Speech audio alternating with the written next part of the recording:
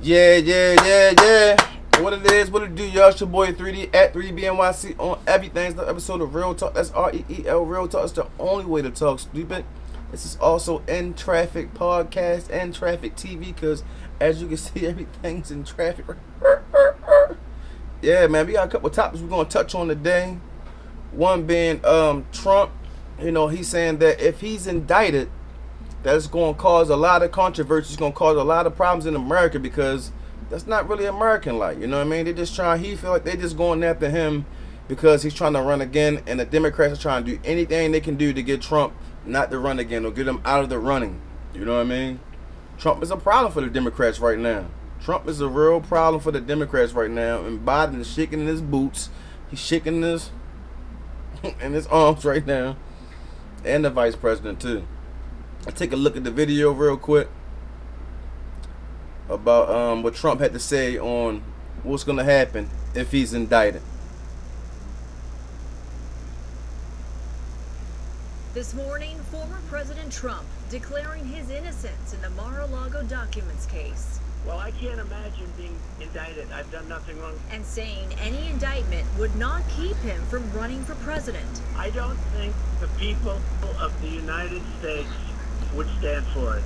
And as you know, if a thing like that happened, I would have no prohibition against running. Speaking on the Hugh Hewitt radio show, Trump said he does not expect to face any charges. If it happened, I think you'd have problems in this country, the likes of which perhaps we've never seen before. But when pressed, he would not elaborate on what problems. It comes as a judge yesterday denied the Justice Department's request for a partial stay in her ruling that limited their investigation into the more than 100 documents seized at Mar-a-Lago, documents marked as classified. The judge saying she's not willing to accept the DOJ's assertion that the documents taken were classified, and she demanded they be handed over to a special master for review.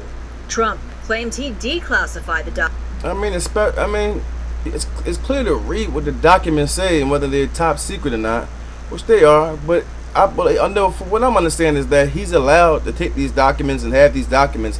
He's actually allowed to declassify these documents also. So I don't understand. See, they're just trying to take any avenue that they can to get this man in trouble, to get him with something on his record so that he won't be able to run for president. Pay attention, y'all.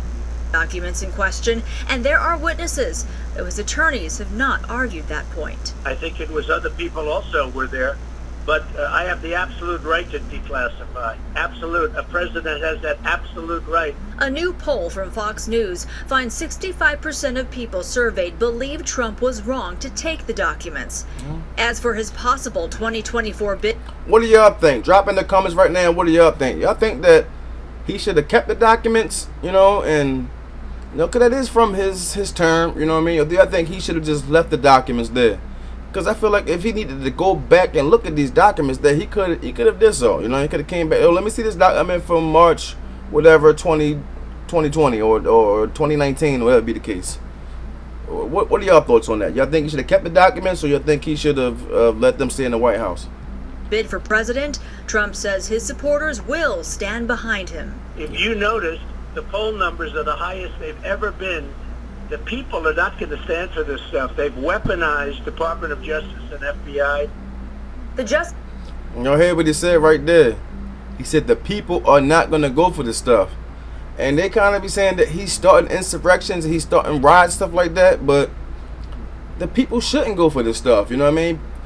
The Democrats using the Department of Justice, the FBI, and other departments and stuff like that to, get people in trouble who are their opponents. They're using, our justice system and try to weaponize it and use it in their favor so they can go after their opponents.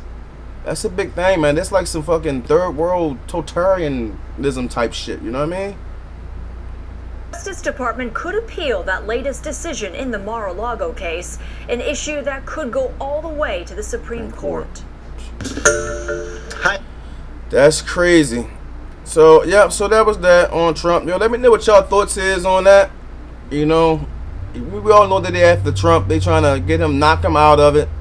But you still got some other great Republicans that's going to run too. So like Ron DeSantis and government. I don't know if Governor Abbott running or what, but some really good Republicans up there that could be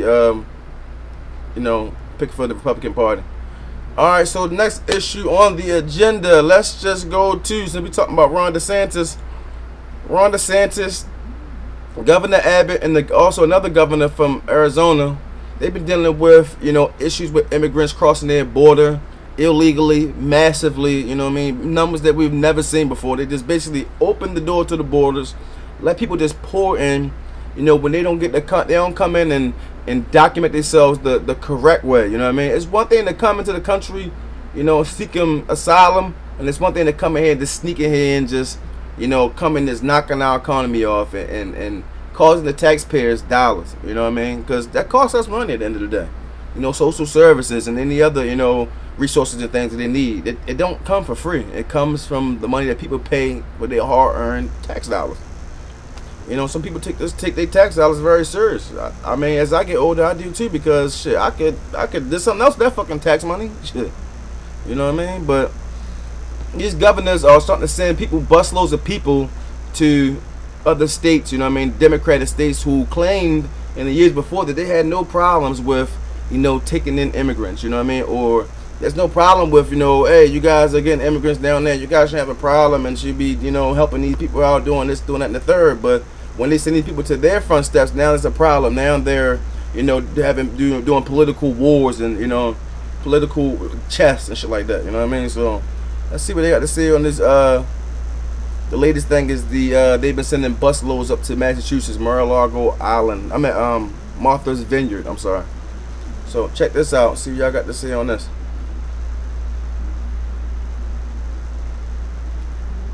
Hold up, wrong one, guys. Let me get the right one.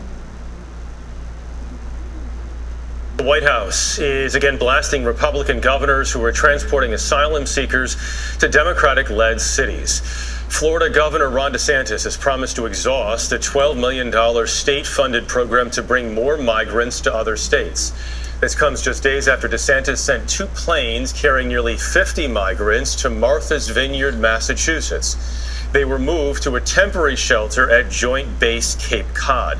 And Elaine Quijano is there with more. Elaine, good morning. Good morning to you, Jeff. Well, one of the lawyers who accompanied the migrants from Martha's Vineyard told us that some of them were reluctant to leave the island after what they experienced during that initial trip to Massachusetts. Now, for these migrants, coming here to a U.S. military base represents yet another step on an uncertain journey. It was an emotional send-off from volunteers as 48 migrants who landed on Martha's Vineyard Wednesday left a church shelter. Hola, ¿dónde te llevas? They're in my heart. Forever. The asylum seekers voluntarily continued their trek off the island by ferry, where we met 28-year-old Eliezer Perche, who came from Venezuela with his parents. At the same time, they use these people and they, as pawns, and for their agenda, tell them to be emotional, tell them to be extra. And the media, certain media that's with certain parties only cover and say certain things in order to make their agenda look better. Y'all have to pay attention to this media stuff, because the media's out here trying to fool you on both sides, You gotta, do your research and find out what's true and what's not these days, because the media is only going to tell you what they want from their perspective. So keep an eye on that. Jay says he's hoping to find some work and a better life for his family. They'll temporarily live dormitory style at a military base on Cape Cod, which has been set up as an emergency shelter, all organized by Massachusetts Republican Governor Charlie Baker. Working with us on solutions, Republicans are playing politics with human beings, using them as props. What they're doing is simply wrong. It's un-American. It's reckless. Florida Republican Governor Ron DeSantis, who organized the migrant flights from Texas to Martha's Vineyard using a $12 million fund, defended his actions. They already bust them out. They're gone. They said we want everyone. No one's illegal, and they're gone within 48 hours. They say they want them, then they get rid of them. They say they want to help them out, but then they don't. You have to pay attention to what people say and then what they do. Two different things completely. All right, so yeah, drop in the comments what y'all think about that. Was the governors wrong for doing that? How do y'all feel about immigration? How do you feel about the way the Democrats are reacting now? What are y'all thoughts on that? Drop in the comments below. Make sure y'all like, share, subscribe, and on to the next topic. The President Putin and the President of China have met again. They also met with the Iranian president since the first time since the war has started in Ukraine. So let's check this out. I want to cover this real quick. I'm actually running low on my battery, my computer. My computer been tweaking, so let me go and get this story out, and then y'all let me know what y'all think. Drop below in the comments what y'all think, y'all thoughts on it. Like, share, subscribe. Well, Vladimir Putin is meeting with two of Russia's most powerful allies as his war in Ukraine suffers serious setbacks on the battlefield. The Russian president spoke with the Iranian leader on the sidelines of a regional security summit in Uzbekistan. He also met with his Chinese counterpart, Xi Jinping, in their first face-to-face encounter since Moscow invaded its neighbor nearly 7 months ago. This is a diplomatic show of force coming just days after Russia's humiliating... If you notice, you haven't been hearing a whole bunch of stuff, news reports on the war in our Ukraine lately. You haven't been hearing a lot on it lately, you know? They only play what's popular to try to get into people's heads and try to, you know, use stuff for their propaganda, you know what I mean, for their agenda. Yeah, I gotta pay attention, man. And they was covering that shit every day, all day, talking about sending millions and billions to them. They still sending that money over there. I seen a video where they sending billions over there to help the people fight. Man, they over there in them states partying right now. I seen a video of people partying in Kiev, Ukraine, partying. I mean, like they up in fucking, like they in Miami or New York and LA, turning up. They over there turning up off that money. You know? I mean, they over there fighting the war and stuff like that, but if there's so much stuff going on over there, man, should be no time to party. You know what I mean? You guys are facing a crisis right now. I mean, that's just my thoughts. Tell me what y'all think in the comments. You know, I'm not trying to be harsh. I'm just trying to be straight up about it. You know, facts don't got no feelings. Retreat in northeastern Ukraine.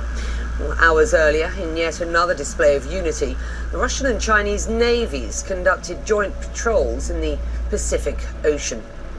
Well, President Putin praised President Xi for his position on the war. Like Russia, China has refrained from even using the word invasion. CNN's Ivan Watson joins me now live from Hong Kong. And do we have a sense of what Putin and Xi spoke about today? Yeah, we're getting the first lines out from these two leaders and their comments, Becky. And judging by what we're hearing from Vladimir Putin, he alludes to what sounds like some unease on Beijing's part about the conduct of this war. I'm going to read you a statement that Putin said across an enormous table and hall from the Chinese president. He said, quote, "We highly appreciate the balanced position of our Chinese friends in connection with the Ukrainian crisis. We understand your questions and concerns in this regard." There was no talk of questions and concerns the last time these two leaders met in early February in Beijing on the eve of the Beijing Winter Olympics. At that time, my thoughts is China getting ready to invade Taiwan and try to take that over. That's why the lady went over there to have a meeting. China and Russia being together is not a good thing for, like, you know, our allies, stuff like that, because they up to something. They trying to seize power back. So just keep an eye on that, man. Hold on, my light went off here. Just keep an eye on that, and let me know what y'all think. Do y'all think, you know, China and Russia getting together for some reason to, you know, gang up on, you know, the U.S. and our allies, or start taking over these countries that they want to, you know, seize power from? What are y'all thoughts? And what are y'all thoughts also on the Ukraine war? Drop this down in the comments. Like, subscribe, share. Let me know what y'all think, man. It's another episode of Real Talk. That's REE Real Talk. That's the only way to talk. Stupid. I'm out of this bitch. Gone.